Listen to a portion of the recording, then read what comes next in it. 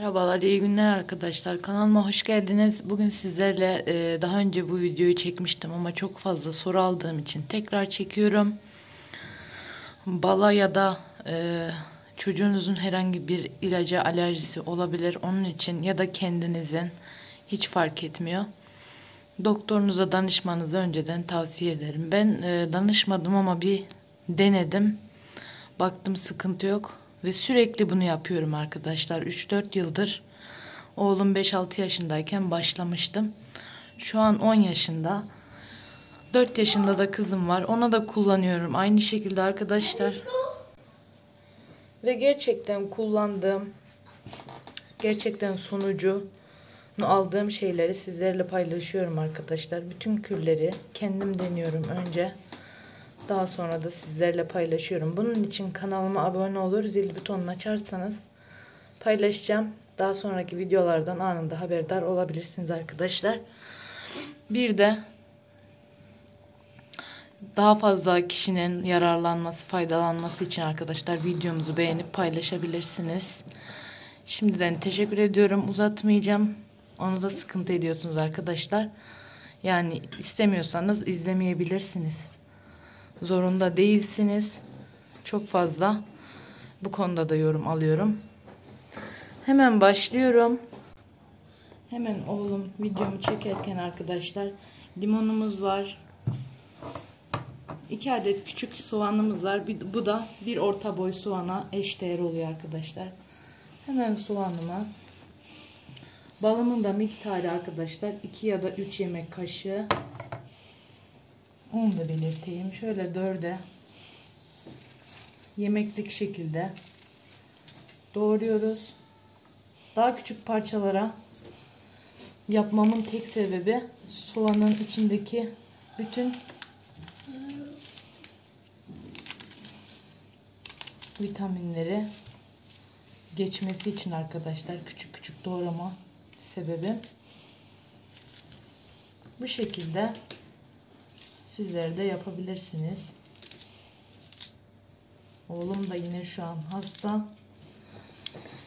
Bir gündür kullanıyorum. 2-3 gün daha kullanacağım. Bir hafta kullanıyorum arkadaşlar. Şöyle. Sabah akşam aynı şekilde ilaç, antibiyotik veriyormuşuz gibi tok karnına veriyorum arkadaşlar. Ben bu kürü kullanmadan kesinlikle antibiyotik kullanmıyorum. Önce bunu kullanıyorum. Baktım geçmiyorsa o zaman bir doktora götürüyorum arkadaşlar. Zaten şu an ortalıkta bir salgın var. Hastaneye gitmememiz daha mantıklı. Rabbim bize vermiş böyle şifalı. Açtım. Doktora gitmememiz daha mantıklı arkadaşlar. Çocuğunuza birazcık soğan ve balın tadı acı gelebilir. Bu limonun aroması gerçekten iyi oluyor. Ve çok daha etkili oluyor. Boğaz ağrısına, gribe, bademciye birebir kullanmanızı tavsiye ediyorum. Limonun çekirdeklerinin düşmesinin bir sakıncası yok. Zaten bunu daha sonra süzdüğümüz için şöyle bir iyice karıştırıyorum. Bunu 15-20 dakika bekletiyorum. Suyu çıkana kadar. Ondan sonra veriyorum arkadaşlar. Dediğim gibi verme şeklimi de size söylüyorum. Sabah akşam tok karnına. Başka söylemek istediğim, bu kürü buzdolabında 2 gün kullanabilirsiniz. 2 günden fazla kullanmayın arkadaşlar. Tadı değişiyor. Bu şekilde doğal antibiyotik evimizde de yapabiliriz arkadaşlar. Ben bundan çok da güzel sonuçlar aldığım için sürekli yapıyorum. Farklı kürler de uyguluyorum arkadaşlar. Evet arkadaşlar, bu şekilde. Bunun daha sonra yapmanız gerekeni de hemen söyleyeyim arkadaşlar. Temiz bir kapla süzüyoruz. Evet arkadaşlar, süzme işlemini de hemen göstereyim. Bu şekilde süzüyorum. Altında gördüğünüz gibi sıvı bir hal alıyor.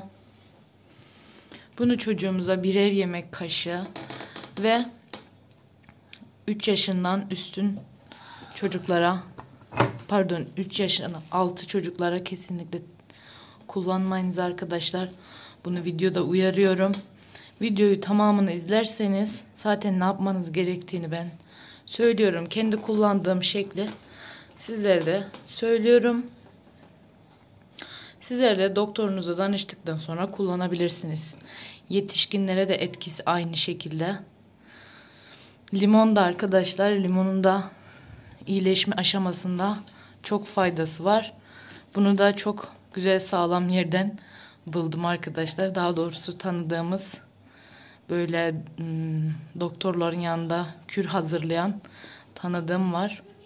O söylemişti bu şekilde dene diye. Ve çok güzel sonuçlar aldım arkadaşlar.